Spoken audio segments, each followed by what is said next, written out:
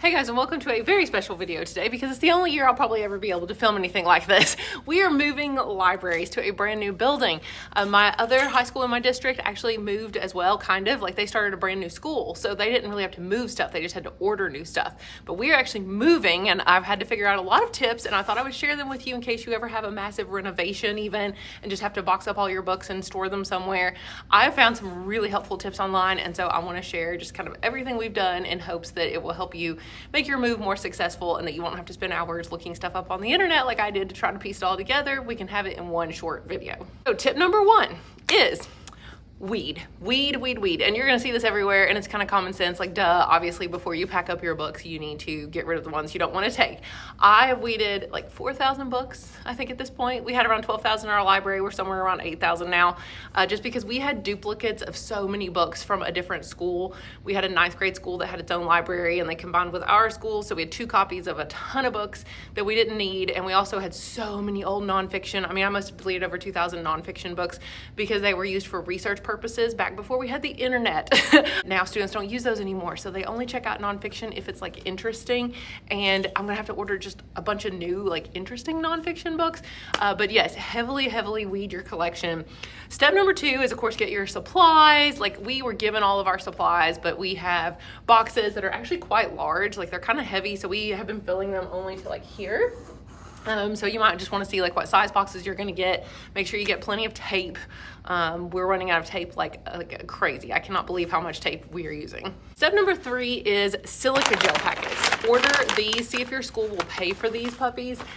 We ordered these big packages on Amazon, and I think we got 6 bags of these for like $100 and some. Like they're not that expensive, but we're not getting climate controlled storage for our books. So they're gonna be in like some kind of storage pod in the parking lot for at least several weeks probably, before somebody moves them to the new school. But these are quite large, as you can see, bigger than the ones that you get inside of a shoebox or something. But they're gonna hopefully soak up some moisture. Don't smell like anything. But they're orange and they turn green, it says, if there's any moisture in the box. So when I open them, when we get to the new school, I'll know if there had been any moisture in there. But yes, we're throwing one of these in every single one of the boxes. So like I said, thank goodness I didn't have to pay for it. My central office is paying, so hopefully you can request that if you're not getting climate controlled storage. Next is to do inventory and do it early. So we got all of our books back early. We did inventory, we saw what books were lost, went ahead and marked them as lost. While we were doing inventory, we also, I'll kind of include this as another step as well, made sure that the books were in the right order. Like I want them to come out of the box in the order that they're supposed to go in. I don't want fantasy and romance, and I don't want the Z's, like a letter, the books that starts with the letter Z to be up in the A's. You know, I want them to be in the right genre, in the alphabetical order. So we double checked the shelves just to be sure that they were in the correct order. And then of course we did inventory. While we did inventory, we also looked for any books that like the stickers were coming off of and they needed to be replaced, just because how often is it that you really like touch every single one of your books and really truly like look at it? Even if you're doing inventory, you're just kind of scanning, but once you put them in the box, like you're really like looking at them. So if there were labels coming off or anything like that, or if they looked bad, if they were just in really bad condition, I was like, okay, we just don't need to weed this book and order a new copy. Like Harry Potter and the Order of the Phoenix looked like it had seen way better days, and I was like, we just have to get a new copy of this thing because it's falling apart, and I don't want to take books that look super ugly right to the brand new library that's going to be super state-of-the-art, very modern looking. I just want to have all nice new stuff, you know, and not this ugly carpet that we have right now. We're going to get such pretty flooring, and I'm so excited. I tracked down as many books as I could before we started boxing, but I know inevitably, because we still have like 229 books out I think right now, and it's only, you know, it's towards the end of April, so we've got another month of school left. So I know that during that last month of school, students are going to be turning in stuff. And what we're going to do is hopefully have just a bunch of different little boxes, maybe even little boxes, maybe not even this size, but like a random fantasy box, random horror box, random realistic fiction box, you know, whatever, and put the random books in there that are turned in late. And if it's not very many, we could just put them in one box, sort them out when we get there, because that's just like all we can do basically. And next is I made a spreadsheet to get ready to box everything. So here's what we did. It's very simple. Basically, we have a different tab for every genre. And then as we went, I say we, my TAs do like all of this. They did this whole thing. But as they went, they would, once they labeled the boxes, which I'll show you in a minute, but they would also type in the letters from that box on the spreadsheet. So in case a box gets lost, I'll know what was in it. If we lose Sci-Fi 13, you know, I'll know exactly what letters were in that box, and I can see what books were in there, if they need to be replaced, maybe they got damaged due to mold or something, whatever. Like I'll know what's in the box. I just feel like it's better safe than sorry to have a list of like the inventory basically of each box. And it takes no extra time really to do that stuff, I feel like, so that's always good. Got the spreadsheet set up. Then I did not do this. The lady that works with me in my office made these really nice labels. We just happen to have these good sized labels. So she made this so that we would know, you know, so that, because obviously they're going to be moving thousands of boxes to this new school. And we want to make sure that these get to the library where they're supposed to go, but we don't want to write the word library and all this stuff on every single box. So she just printed out a ton of these labels for us, and we are just sticking them kind of like right here. We're just putting the genre, what letters are in that box, like W-E-N through whatever. And the one thing is I have to tell the TAs, you know, you've got to make sure before you tape up that box that you write those last 3 letters, because you might forget. You know, worst case, they can just look at the next book and see what it is and put that there. It's obviously not too big of a deal. It has been super helpful. We made the labels. So we tried to do all of this like before we started boxing, just to be sure we had every system in place that we could possibly have. Okay, then before we finally packed, I think the last step we did was to measure our shelves. Now that sounds insane, but what we did is we took a ruler, we took a yardstick, and we measured how much shelf space each genre took up. And then I listed it on a document. The document's kind of the ramblings of a mad person, yes. But basically I read online that said, you know, to decide, like when we get to the new school, how are we gonna know where to put what genres? Like, I don't know how tall the shelves are there. I kind of know where the shelves are, but I don't know how big they are. Like, I don't know anything. So I won't know till I get there, like, where's fantasy gonna go? Where's romance gonna go? Well, how am I gonna know if there's enough room in that area to put that whole genre together? What if I get all of fantasy on the shelf, but then it turns out we're like 1 bookcase short and we have to move it somewhere else?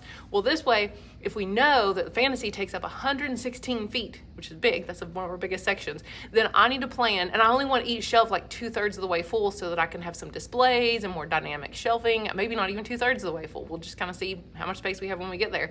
But this way I can measure and make sure that I'll have enough space. And so I thought there's no downside to measuring, and then my TAs did it, and it took them 1 day. We did it in 1 day. It really doesn't take that long. I mean, if you have help, obviously this is all if you have manpower to do that for you. So we have the measurements, and we did all that right before we started boxing. I then made a set of directions. Literally, I typed this up because I realized that there were a lot of steps, and I thought, oh my gosh, my TAs are gonna forget one of these steps. So it's like, stick the label on the box, label it like Fantasy 1 or whatever, write the starting letters of the alphabet on the box, put the books in the box, and we have just been stacking them in columns, and we just try to grab a stack and stick it in so they're all in alphabetical order in that stack, and it fits 6 stacks in the box, and we've been stacking them to about there so that the handle, has room, obviously. We then write the last letters of the alphabet on the label at the end, throw the silica gel packet in, tape the box just like 1 time. We made sure, I read online, it said the tape should go down at least 4 inches on either side just to, ensure it doesn't come off. We've discovered that 1 piece of tape is enough. On the bottom, by the way, we have been taping once across the middle and then 1 on either side. So kind of like, basically we're making like an H shape, like an eye shape or something. And that way it like seals all the seams and stuff. So we're hoping that holds together because they're pretty heavy, obviously. And then finally on the spreadsheet, they then indicate exactly what letters were in that box. So these are their 8 steps. I give this to all my TAs and keep it there handy for them so that they can remember exactly what they need to do. And just a couple things that we have discovered that I'll tell you as we were packing is that 1, the fewer people working on it, the better. Everyone wants to help, and that's great. Like, I love that they want to come in and help. Everybody and their brother wants to volunteer, but it takes a while to explain that set of directions to everybody. So I would rather explain it to fewer people and have them do a good job and know exactly what they're doing, because we have run into a few problems already, and I think the fewer people working on it, the easier it is for you to keep tabs of what's going on and to make sure that there aren't any problems. You can kind of keep a check on it better. If people are all over the place doing a million different things, it's really hard to just keep track of what everybody's doing, make sure they're doing it right. So the problems we have run into so far are like mislabeling the boxes. One time a TA accidentally labeled Fantasy 12 on 2 different boxes. That created a little bit of a problem just with like our spreadsheet, but we were able to fix it pretty quickly. The boxes have been taped upside down, quite a few of them, and I let another class help with that. So, now I decided maybe not to let other people help, but that's not a big deal. It's just now the handles are at the bottom of the box. So when the people go to move it, It's gonna be a little bit trickier. The boxes are being stacked differently. I had one TA who is not just putting the whole book stack all together. He put like 2 books, then next to it 2 books, next to it 2 books, 2, 2, and 2. So he had like his 6 little rows, little columns, and then he went back and put 2 more on each one, and then 2 more on each one. So they're not in alphabetical order, like in the whole stack. And that's fine. I was like, whatever. When we take them out next year out of the boxes, we'll figure it out. But I think each TA is mostly doing it correctly, but they could be each doing their own thing. Who knows? I try to get them to do it the same way. And then finally, of course, books are still being turned in, which is creating a problem with like, oh my gosh, this section's already boxed up. I guess we're just going to put this in the random box, but that's just how it's going to be. So those are my tips that I've noticed so far. I will possibly even do a second video in the series of maybe anything we've learned like at the end of the whole moving experience. And then of course I'll show you unboxing at the new school, setting up the new library. This will be a whole series, I guess, of just moving schools, setting up the new library. So if you guys have any other questions, if you have a video you want me to make, if you can think of anything else, then please let me know. I think I'll do a video too about how I do library inventory, because we already did that process, and like we have a couple tips. I mean, it's pretty self-explanatory, but I do have a couple tips, so I thought I'd show you those too.